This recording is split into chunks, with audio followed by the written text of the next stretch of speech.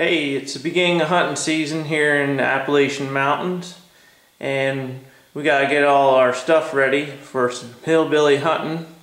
I'm gonna show you here some things that I got. First, I gotta set up this here workbench. I've made it with some barn hinges here. I wanted to show you guys that. I just pegged them in with the old pins. Instead of upright, they're sideways on both sides. And then you can mortise the legs together so you can just set it right on top. If you need extra space, this is perfect. So when you don't want your workbench, you don't have to have it. But I always want my workbench. It sets right down like that. Simple as that. Just notched out right there.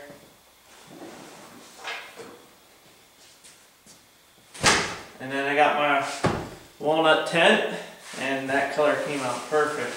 Couldn't ask for anything better. So first thing we're going to work on is my muzzleloader that I built. I want to show you guys. I made it out of chestnut. My other stock was synthetic. You know how they last. They're junk. Nothing holds up like American chestnut. And that's what the Appalachian people used for years. They used it on barns. They used it on tools. Chestnut is a good hardwood. It holds up forever. Let me show you here.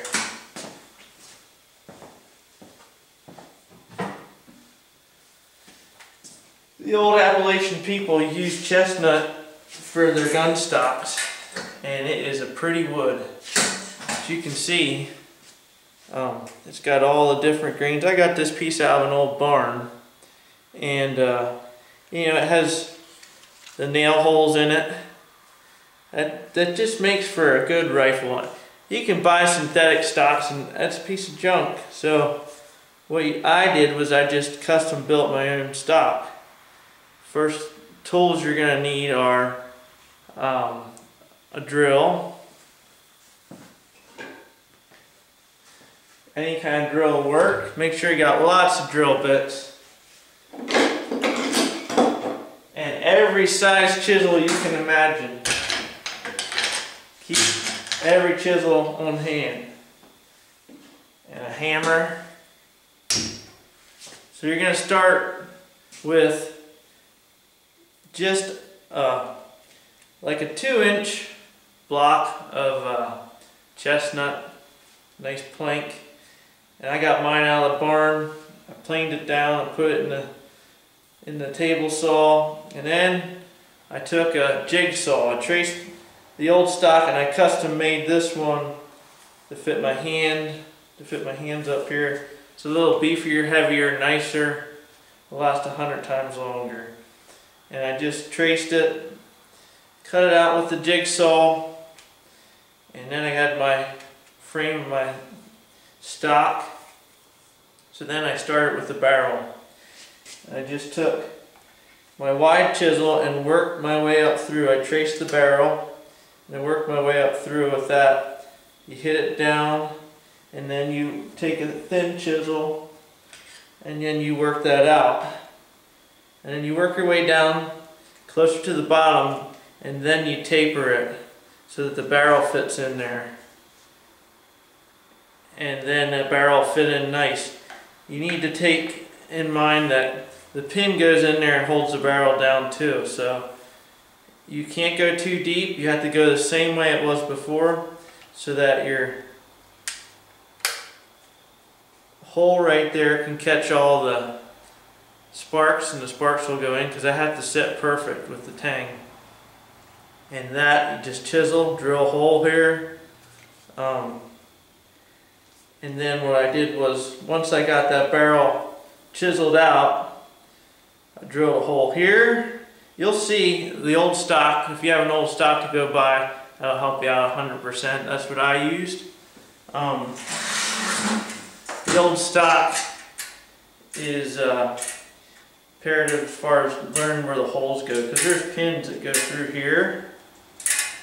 and then you had to screw them together, and there's a pin that goes down through here that needs screwed in to hold the trigger mechanism.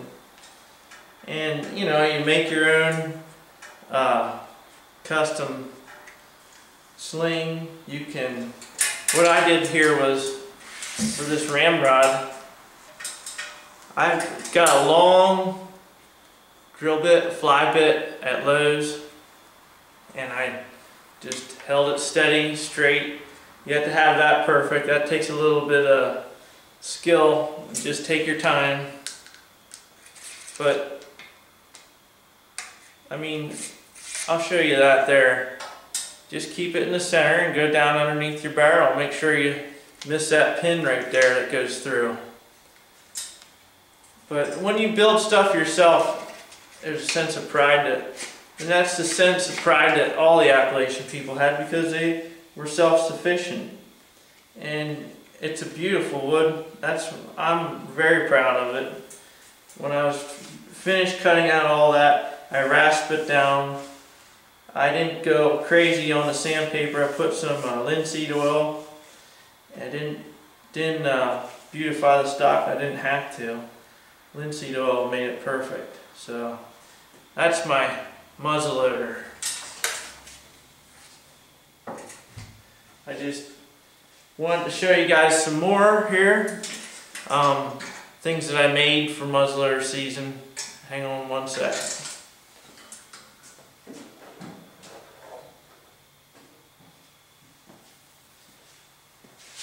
I had this horn here for the black powder. I made my own muzzleloader bag again. I made another bag. A friend of mine made this to punch your ball in. It's just an arrow, an aluminum arrow with a head for to put your tip in, and you just pound it down the muzzle. I'm going to show you guys how to fire these and how I load them, and you know, I'm sure you know a lot also. But we're going to go hunting this year. We're going to go out in the field. We're going to go trapping. I'm going to teach you guys how to trap on the trail. So stay tuned. I'll have more. I'm going to show you the rest of my hunting stuff that I have. That's just one thing. So stay tuned.